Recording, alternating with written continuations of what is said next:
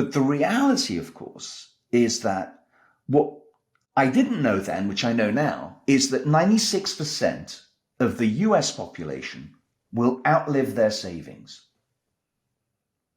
That is based on Charles Schwab saying that retirees need about $2 million savings, total savings, to retire reasonably comfortably. You know, this is pre-Trump, pre-pandemic, pre-Ukraine. Factor all the rest in, I reckon even 2 million is not going to cut it. So then you look at how many people in the United States have assets worth 2 million, right? It's like 2%.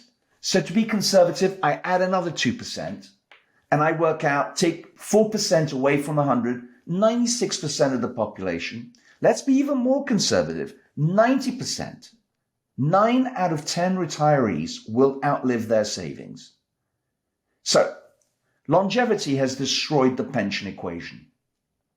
But the money is a side issue here. It's not even the number one issue.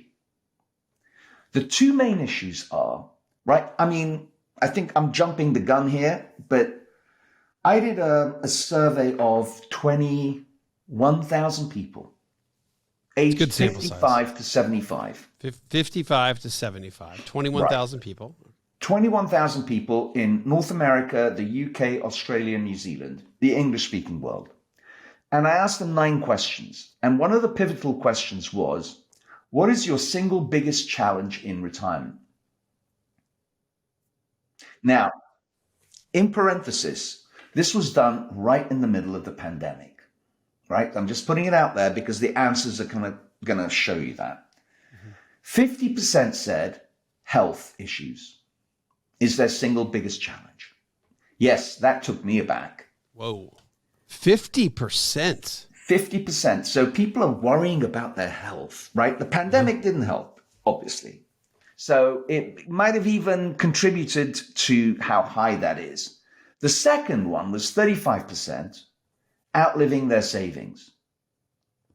15% aimlessness, lack of purpose. Now, that's the question number 5. 2 questions later, question number 7, I asked them, I tweaked the question. If you were given a magic wand, what single challenge would you address? 50% said health again. So that doesn't change. But what changes is you give people agency. 35 or 36% said wanting a new purpose. Whoa. Yeah. The finance and the purpose flipped over, which was a fascinating thing. But after I'd done this study, which took a year. So hold on. So it makes sense. So health stayed the same, but instead of worrying about outliving their money, 35%, now 35%, if they had a magic wand, would figure out a new purpose. And Correct. then the latter part was the rest of it a money concern? Wave a magic wand 15% was money, yeah. Okay.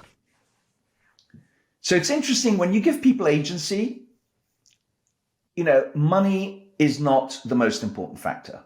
But money's not the most important factor because after I did the study, you know how I was telling this to an engineer, you know how engineers tick boxes, you know, they check everything, they tick boxes and all the boxes are ticked, but you have this nagging feeling that something is wrong. Something isn't right here. And that's the feeling I had when I finished the survey. And I realized that when I came across a quote from Henry Ford, who said, if I had asked people what they wanted, they would have said faster horses. Isn't that brilliant? Yeah, that is brilliant. And here I am asking people, what is their single biggest challenge in retirement? And they're telling me what they think. And they're not wrong. They're absolutely right. That's what they think. That's what they believe. But here's the point. They don't know what they don't know. And that's where I then had to backtrack and ask myself, what is the real problem here? Now, we're not talking about the symptoms. What is the real issue, the underlying issue here? And the underlying issue, it came to me by process of elimination, is that just like, and I always come back to the Russia-Ukraine war for some unknown reason, the first casualty in war is the truth. Why? Because propaganda kicks in. Sure. Right? That's just the nature of war. The first casualty in retirement, which nobody recognizes because it's kind of hidden, is loss of identity. Who am I now? And that loss of identity is like a virus. It's like a termite in a house. It eats away at the staircase.